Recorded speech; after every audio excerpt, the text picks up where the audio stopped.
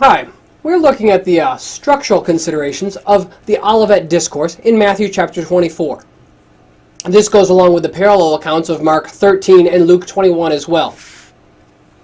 Up to this point in our videos, we've looked at through verses 21 and 22, where it mentions the Great Tribulation. Of course, the whole context of this passage is set in verses 1 through 3, where Jesus and the disciples are speaking of the buildings that are then visible in sight. Simply in quick review, when we look in verses 1, they're leaving the temple. Jesus left the temple, and the disciples are pointing out the buildings. But Jesus says, you see all these, do you not? Jesus is referring very clearly and very specifically to what is visible then. He specifically calls their attention to what is seen. You see all these, do you not? Jesus is then going to answer their questions in verse 3 of when will these things be. These things here, when will these things, therefore can only refer to the not one stone being left upon another. The destruction of these buildings. When shall these things be? This is clearly what the disciples are asking, and you cannot avoid that fact. Jesus begins the discussion, of course, and then saying, see that no one leads you astray, or see that no one deceives you. And this would be an apt caution here as well, an apt consideration when one's looking at this. See that no one leads you astray. Jesus is talking about the when will these things be. What will be the sign of your coming and of the close of the age? We see that as two separate questions. These things and the sign of your coming and of the end of the age. Now, through the verses that follow, we demonstrate how these are fulfilled, including the gospel being proclaimed throughout the whole world as a testament to the nations. This is seen in Colossians 1, verse 23. The gospel had been preached to every creature under heaven. As literally as you want to take one, you can take the other.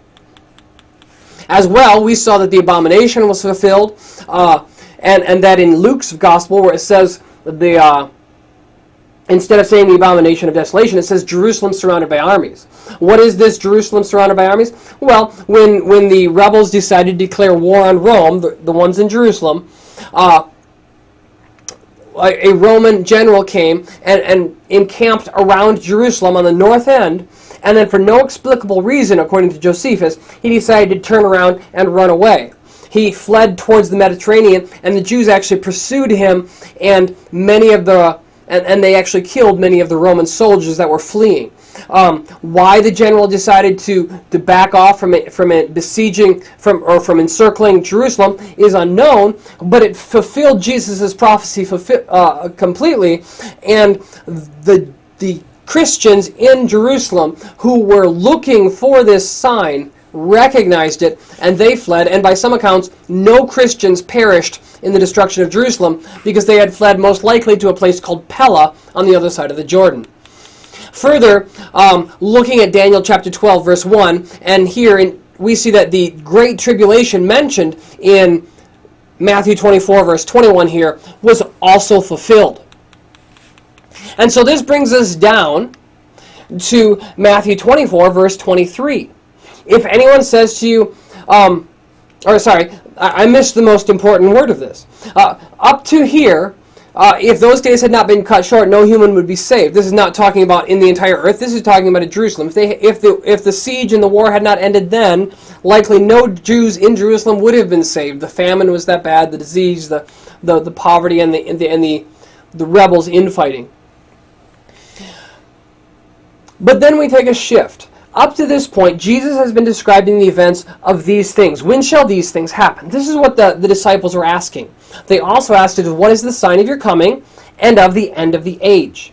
And so, what we're doing here is we're building the structural case for what's going on in Matthew chapter 24. So in verse 23, Jesus begins to shift what's going on. He has brought us up to the fulfillment of these things. These things are going to be accomplished within one generation. We know now in 70 AD.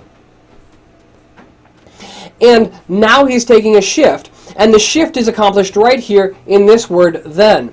Then, if anyone says to you. The significance of this verse is that up to this point, we have been localized to Jerusalem. When we come to verse 23, the shift takes place, and it's no longer looking in one particular place. While in Jerusalem, the warning had been to look for the abomination in the holy place, or Jerusalem surrounded by armies. Now, we've shifted to say, if anyone says to you, look, here he is, or there he is, don't believe it, for false prophets in Christ will perform. And there were many false leaders in those days. And Jesus says, see, I have told you beforehand. So if they say to you, look, he is in the wilderness, do not go out. If they say, look, he is in the inner rooms, do not believe it. For as lightning comes from the east and shines in the west, so will the coming of the Son of Man be. Wherever the corpse is, there the vultures will gather. But this phrase right here, for the lightning comes in the east and it shines as far as the west, so will the coming of the Son of Man be. What Jesus is doing, he has made a shift.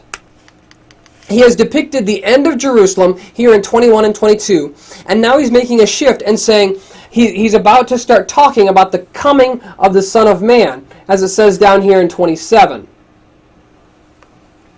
So what he's doing is he's first described the lead up to the first event. When will these things be?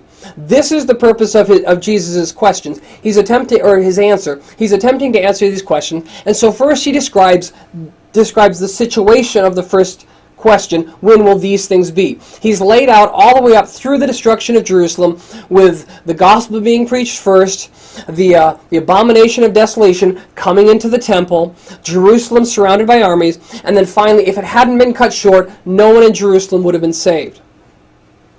But now he makes the shift, and now he's contrasting the two events. Right after describing this first set of events, these things, he's going to contrast them in this section from 22 to 27, and then he's going to go on and he's going to describe the second events.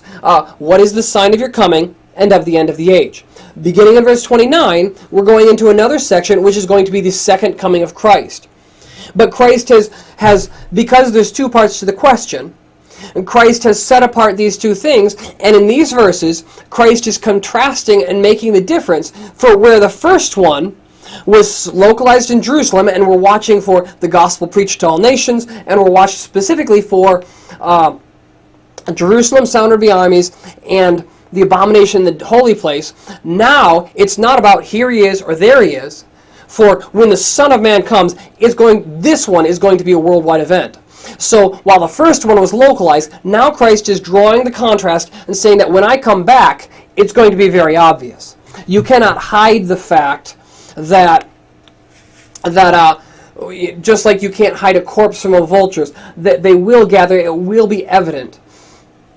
When Christ comes back, it will be like lightning, it will be seen across the entire world.